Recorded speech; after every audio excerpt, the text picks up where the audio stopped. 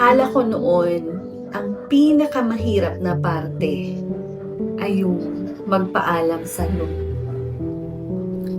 Hindi pala. Kasi nung araw na yun, wala naman akong choice. Hindi ko mapipigilan yung nangyari. Hindi ko mababago ang plano ni Lord. Pero alam mo kung ano yung mas mahirap? Yung mga araw pagkatapos nun. Yung magising araw-araw na wala ka sa tabi ko at maalalang wala ka na. Katulad ngayon, ang bigat pa rin sa pakiramdam. Yung umuwi sa bahay na wala nang naghihintay. Yung kumain na mag-isa at matulog mag-isa na umiiyak.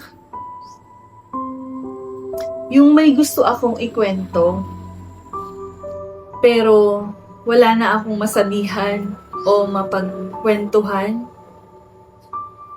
Yung may nakita akong nakakatawa, pero wala na akong masendan.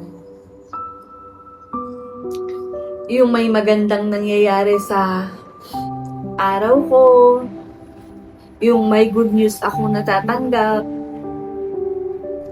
pero wala na akong mauunahang sabihan.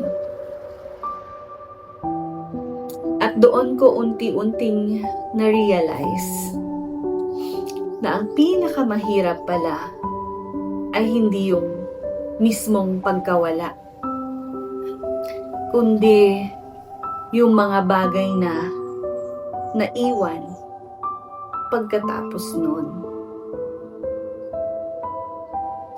Yung mga pangarap na kailanman hindi na matutuloy. Yung mga plano na hindi na natin natapos.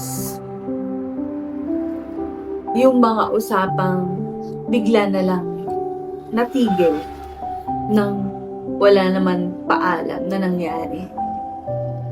Pero kahit ganon, patuloy pa rin kitang daladal sa bawat desisyon, sa bawat dasal, at sa araw-araw na sinusubukan kong magpatuloy.